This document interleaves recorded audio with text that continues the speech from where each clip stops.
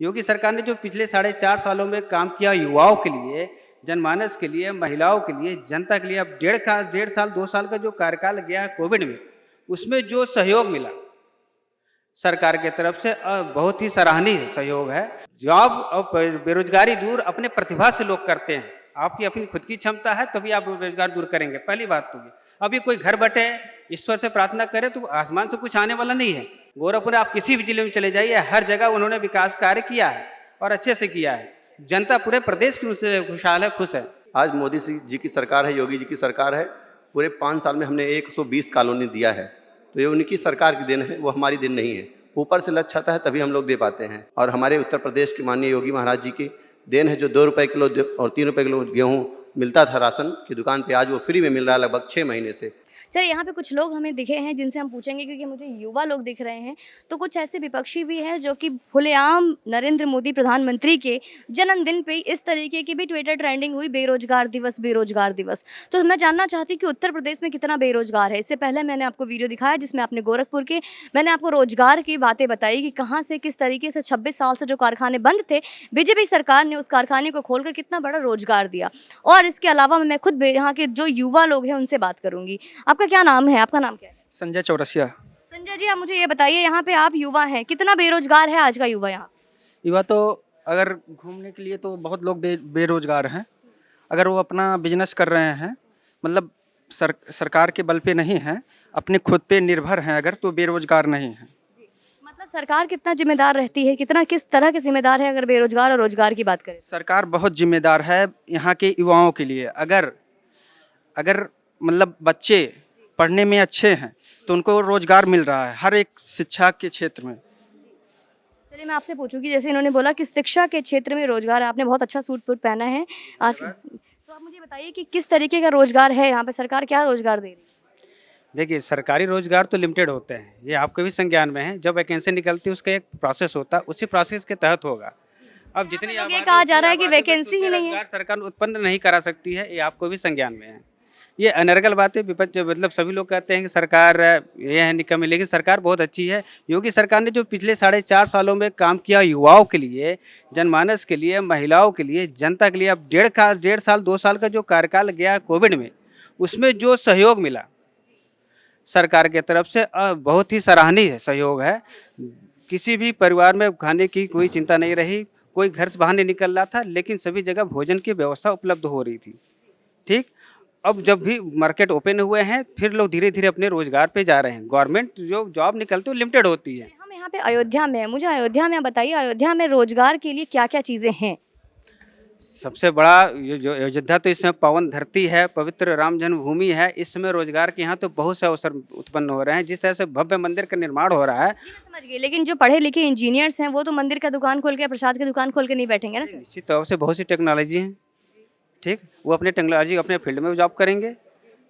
यहाँ पर आपका पर्यटन की व्यवस्था हो रही है और सब कुछ ऑनलाइन हो रहा है, तो उसकी भी अपने लोग जॉब करेंगे। जो जिस फील्ड से है, जॉब और बेरोजगारी दूर अपने प्रतिभा से लोग करते हैं। आपकी अपनी खुद की क्षमता है तभी आप बेरोजगार दूर करेंगे, पहली बात तो ये। अभी कोई घर बैठे ईश्वर से प्रार्थना करे तो आसमान से कुछ आने वाला नहीं है। तो अपने, वही मैंने कहा कि ये अपने प्रतिभा से रोजगार प्राप्त करना है। आप वहीं पे यहाँ के युवा कहते हैं कि अखिलेश जी ने लैपटॉप बांटे हैं, बीजेपी ने क्या किया? अखिलेश जी लैपटॉप बांटे हैं, ठीक, उन्होंने बांटा, फिर उन्होंने कितने जनता के लिए जो कार्य करे थे उसका हश्र क्या हुआ, उनका परिणाम उनके सामने है। ठीक, योगी जी जो उन्होंने किया उनका परिणाम उनके सामने है और आगामी 2022 में भी परिणाम उनके पक्ष में आएगा, नहीं संदेह। अयोध्या की जनता क्या, पूरे प्रदेश की जनता योगी जी के पक्ष में है। विपक्षी तो अनर्गल बातें करती हैं।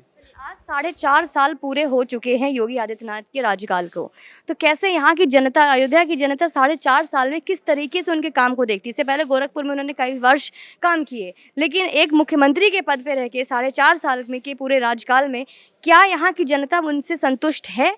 और संतुष्ट है तो किन किन वजह से संतुष्ट है, मुझे वो बताइए। निसंदेह जनता संतुष्ट है। 4.5 में से डेढ़ साल 2 साल तो आप कोविड में निकाल दिए, उसको मैंने पहले ही बताया, उसको मैं फिर से रिपीट नहीं करना चाहूँ। बिल्कुल निसंदेह जनता संतुष्ट है। पूरे मतलब प्रदेश की, अयोध्या की, प्रदेश की क्या, पूरे देश की जनता संतुष्ट है, क्योंकि रामलला का यह स्थान है। रामलला का भव्य मंदिर निर्माण माननीय हमारे प्रधानमंत्री, देश के प्रधानमंत्री माननीय नरेंद्र मोदी जी और हमारे मुख्यमंत्री माननीय श्री योगी आदित्यनाथ महाराज जी के कर कमलों के द्वारा पूजन करके किया गया और निर्माण कार्य शुरू हो गया। आप खुद जाके वहाँ निरीक्षण करके देख सकते हैं। हाँ, वो तो हमने देखा है, वो देखा है हमने। चलिए एक बात और सवाल पूछूंगी आपको कि महाराज जी का तो काम हमें समझ में आता है कि आपने जिस तरीके से आप संतुष्ट है, जिस तरीके की आप बातें कर रहे हैं। वहीं पे विपक्षी ये बोलते हैं कि महाराज जी ने कोई काम नहीं किया है यहाँ पे। अब जो काम है इस बार जो है कई पहले गाने भी बने हैं कि अब की बार अब अखिलेश सरकार आएगी। इस तरह के हर दूसरे दिन पे एक वीडियो रिलीज हो रहा है, गाने रिलीज हो रहे हैं। वो अपने आप को कृष्ण लल्ला से, आप यहाँ पे राम लल्ला की बात कर रहे हैं, वो अपनी तुलना कृष्ण लल्ला से करते हैं। यदुवंशी हैं वो, क्या देखते हैं आप?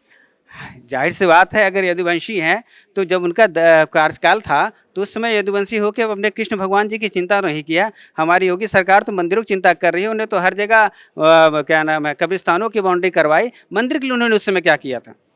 उन्हें तो कुछ नहीं किया। अब इस समय जब चुनाव का माहौल आ रहा है तो उनको अपने प्रभु वंशज याद आ रहे हैं, कृष्ण लला को याद आ आज रहे के हैं। वक्त में ये चुनाव राजनीति क्या मंदिर और मस्जिद तक सिमट के रह गई, आप ये कहना चाह रहे हैं? मैंने तो ये नहीं कहा, आपने ही, आपका ही प्रश्न था कि वो अब याद कर रहे हैं कृष्ण लला को। तो कृष्ण लला चुनाव में और मुद्दे क्या होंगे? हमने देखा कि चुनावी मुद्दे में यहाँ पे राम मंदिर का प्रोपेगेंडा बनाया जाता है, जैसा उन्होंने इल्जाम लगाया है कि राम मंदिर एक बहुत बड़ा मुद्दा बनाया गया है। तो क्या आज के वक्त में राम मंदिर बीजेपी के लिए एक मुद्दा बन के रह गया है? मुद्दा की बात नहीं है। रामलला हमारे श्रद्धा की बात है, विश्वास की बात है, आस्था की बात है। वे आस्था के इतने वर्षों तक पेंडिंग था, अब इस कार्यकाल में हुआ। जाहिर सी बात है, अगर हम हिंदू समाज के हैं, हमारे आस्था की जुड़ी हुई भावना है, तो उसमें मुद्दा की बात नहीं आती। वो हमारे आस्था की भावना की बात है। आपने विकास की बात किया, विकास तो पूरे प्रदेश में हुआ, हर कोने में हुआ। उन्होंने केवल, आप ये कहना केवल गोरखपुर में नहीं, गोरखपुर में आप किसी भी जिले में चले जाइए, हर जगह उन्होंने विकास कार्य किया है और अच्छे से किया है। जनता पूरे प्रदेश की उनसे खुशहाल है, खुश है। ठीक है, आपका क्या नाम है? पंकज सोनीमा नाम है। पंकज जी, कहाँ के रहने वाले हैं आप? यहीं अयोध्या के रहने वाले हैं, बीकापुर हमारा होम। बीकापुर। तो मतलब वहाँ पे कुछ पिछड़े वर्ग के लोग भी रहते हैं? जी जी, जो पिछड़े वर्ग के लोग अयोध्या में ज़्यादा ही रहते हैं। लगभग 45% आबादी है पूरे जिले की पिछड़े वर्ग। 45% आबादी जो पिछले वर्ग की रहती है, उन्हें कहाँ तक के सारे संसाधन मिले हैं? क्या उन्हें कोई सुविधाएं प्राप्त हुई है? राशन हो गया, या फिर घर हो गए, या सिलेंडर हो गए, या और भी सरकार की कई योजनाएं निकली हैं, उसके तहत उन तक कोई चीज़ें पहुँची है या सिर्फ जुमलेबाजी रही है? मैं आपको बता दूं, मैं खजुराहट ग्राम पंचायत का प्रधान भी हूं और पिछले 5 साल से प्रधान हूं, इस बार भी प्रधान हूं। तो आपको बताना चाहता हूं, इसके पहले 2015 के पहले जो प्रधान हुआ करते थे, पूरे 5 साल के कार्यकाल में सिर्फ 2 या 3 आवास आते थे। आज मोदी जी की सरकार है, योगी जी की सरकार है, पूरे 5 साल में हमने 120 कॉलोनी दिया है। तो ये उनकी सरकार की देन है, वो हमारी देन नहीं है। ऊपर से लक्ष्य आता है तभी हम लोग दे पाते हैं। और जो लोग कहते हैं कि रोज़गार नहीं मिल पा रहा है, रोज़गार अभी मोदी जी ने गांव पंचायत में लगभग 65 से 70 हज़ार नौकरी को संविदा कर्मियों को रोज़गार दिया है। और किस फील्ड में रोजगार दिया? मुझे वो पर्टिकुलर फील्ड बताइए। गाँव पंचायत सहायक की नियुक्ति हुई है, आपको पता होगा। वो तो ग्राम पंचायत में नियुक्ति उनकी हुई है पंचायत भवन पर। पूरे उत्तर प्रदेश में लगभग 65,000 को मिला है। और उसके पहले भी 72,000 जो शिक्षक थे, उनकी भी अभी जल्दी में भारतीय जनता पार्टी के वरिष्ठ नेता गण द्वारा उनको प्रमाण पत्र दिया गया है। मतलब आप ये कहना चाहते हैं कि अब बेरोजगारी यहाँ पे उत्तर प्रदेश में कम हो जाएगी? जी, अब धीरे धीरे कम हो जाएगी। और योगी और मोदी जी पर के मुझे सिर्फ नेतृत्व इतना बताइए कि चुनावी मुद्दा क्या है इस बार? 2022 का चुनावी मुद्दा क्या रहेगा? विकास का मुद्दा रहेगा, विकास का मुद्दा रहता है। और लोग जो विपक्ष के हैं वो बोलते हैं कि नहीं, मंदिर का मुद्दा रहता है। मंदिर का मुद्दा कोई नहीं रहता है, हमेशा विकास का मुद्दा रहता है। मोदी जी के नेतृत्व में, योगी जी के नेतृत्व में लगातार प्रदेश में और देश में विकास हो रहा है। आज भारत की सैन्य शक्तियाँ बहुत मजबूत हैं और हमारे उत्तर प्रदेश के माननीय योगी महाराज जी की देन है। जो 2 रुपये किलो और 3 रुपये किलो गेहूँ मिलता था राशन की दुकान पे, आज वो फ्री में मिल रहा है लगभग 6 महीने से।